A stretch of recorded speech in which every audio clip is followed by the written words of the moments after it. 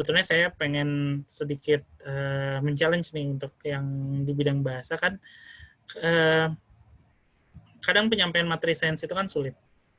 Dalam artian, kalau misalkan di Indonesia kan kita belum ada kayak standarisasi bahasa fisika yang benar itu seperti apa. Dan itu sebetulnya bisa dikaji gitu, apakah dengan bahasa seperti ini atau bahasa penyampaian, seperti ini itu materi fisika, kimia, atau biologi itu bisa tersampaikan dengan baik atau tidak.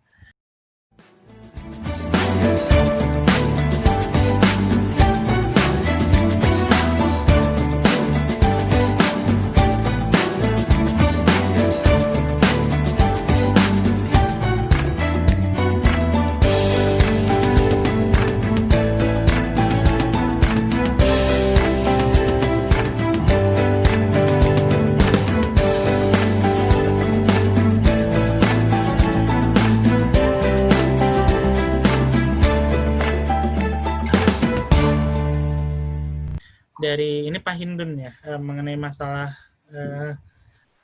bidang bahasa. Pertanyaannya adalah bidang Pak Hindun adalah bahasa, khususnya pendidikan bahasa.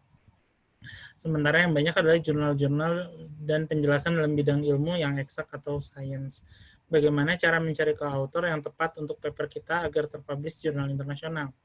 Sedangkan yang cepat diakui publish itu dalam ilmu-ilmu eksak atau teknologi.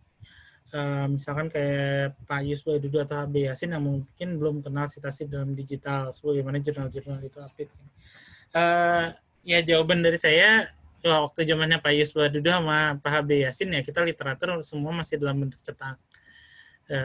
Ya baru 20 tahun terakhir ini aja kan mulai online, citation menjadi penting, maksudnya citation secara arsip digital itu menjadi lebih penting dan impact bisa mulai diukur.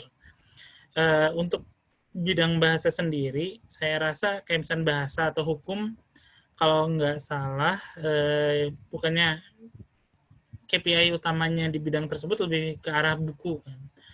Mungkin coba fokus untuk menerbitkan buku gitu. Dan kalau untuk di jurnal sendiri, biasanya itu kan lebih terkait kepada metode pada akhirnya. Jadi memang harus dicari sih Pak, jurnal mana di bidang bahasa. Biasanya jurnal-jurnal kependidikan atau yang didaktik itu yang bisa disasar gitu untuk ditulis jurnal. Tapi saya rasa untuk bahasa kan lebih ke arahnya ke monograf ya untuk yang dikejar yang menerbitkan buku.